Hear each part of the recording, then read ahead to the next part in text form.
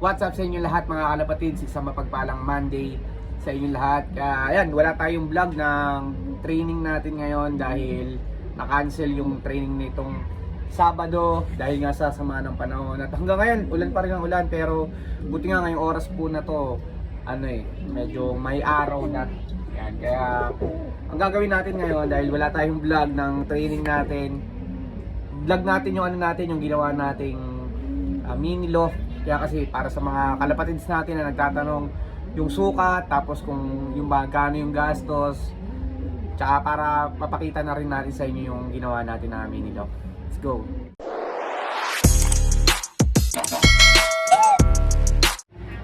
So ayan, bali ito mga kalapatids yung bali kabuuan ng mini loft natin. So yung ginawa natin pansamantalang landing nila ito. Pinasabit lang natin na ganyan. Ang dalawa yan. Pero ganyan siya. So tapos ito, nakita nyo naman kung paano natin ginawa to, di ba? Yung T-trap natin. Pero baba muna natin to dahil hindi pa naman natin sila pinapakawalan. So bali, ang size pala na itong loft na to, pinatayo natin siya. 3x3. 3 feet by 3 feet. So pantay kasi ito itong square talaga yung loft na to.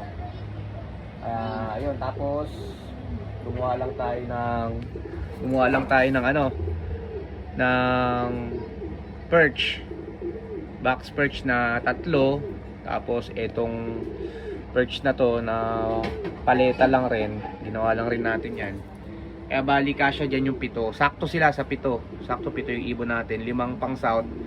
Tapos may 2 tayong extra na naka lang, ayan tulad nito, naka motoring ng NHPC, tsaka to anak ni Mistisa.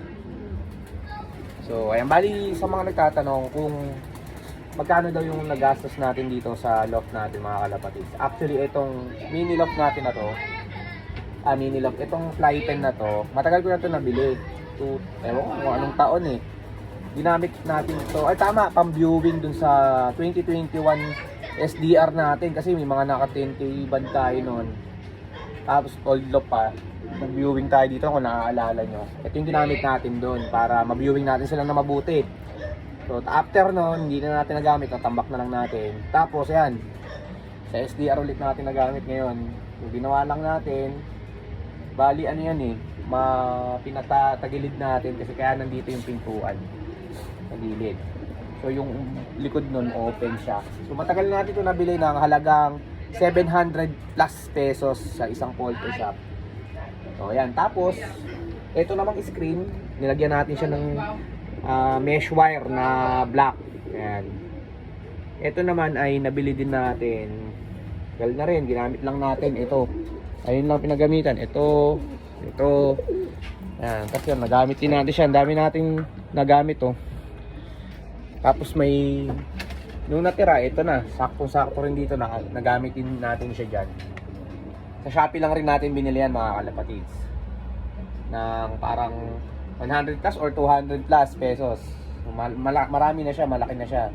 Kaya nagamit na talaga natin siya. So yun lang, itong paleta pala nito, binigay lang sa atin yan, tropang kalapatids natin. Shoutout kay Kurt Slock. Ayan, siya rin nagbigay na itong paleta natin. Then, yung ginamit naman natin niya sa likod, itong long span yan na bubong, tsaka yung bubong niya yung pinapatuyo natin basahan long span din to. Ito naman ay tira-tira lang dito sa ginawa natin sa bahay natin dito. Yan, yung mga bahay natin puro naka long span kasi yan na blue. Ito tira lang rin to, nagamit ko dyan. So nagamit din natin to, itong bubungan niya. Yan, kaya halos wala na tayong ginastos dito sa pagbuo natin itong mini loft natin kasi yung mga gamit na meron tayo, inayos lang natin siya. Bali ito pala, meron pala tayong gastos. Ito pala yung ginamit kong paa, itong angle bar na may butas-butas, nakalimutan ko anong tawag dito kasi yan yung ginamit kong paa para sa kanya. Yan, 4 yan, tsaka yung pa. Tsaka ito pa pala yung gastos natin. So yung bili ko dito, bali parang 4, parang 100 plus lang. So mga 150, mga ganun. 4 na piraso na yun. Tapos ito pa wala mga kalapatids, ang pinaka gastos din natin to. Yung poop tray na malaki, 2x3 yung size. 2 feet by 3 feet yung size nito, kaya malaki siya. Sakto siya yung haba niya dito, sakto. 3 feet kasi ito eh. Pero yung pag ganun, kulang lang siya kasi nga 3x3 yung loft natin, 2x3 lang yung ano natin, yung itong poop tray. Pero okay na rin.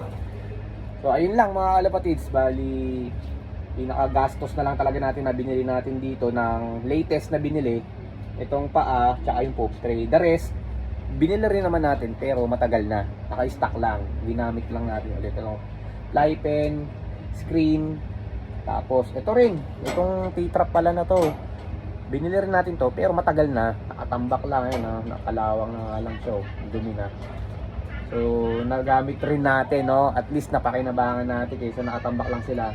Yung mga paleta, yan, ano lang yan, bigay-bigay lang. So yung bubong, ano lang, renovate lang talaga, diskarte lang. Maging resourceful lang tayo sa mga meron tayo. At ayan, nakagawa tayo ng mini loft natin mga kalapatids. 2x3, ay 3x3. Yung pinto niyan dito sa gilid ito, na-open to. Wala tayong ibang lock kundi sipit. Sipit, matandad ng sipit. Ayan, ayan yung pinto niya, malaki. Hindi pa naman natin sila tinuturuan, hindi pa pinapalabas. So, yun lang mga kalapatids. Good luck sa mga may gagawin mini loft dyan.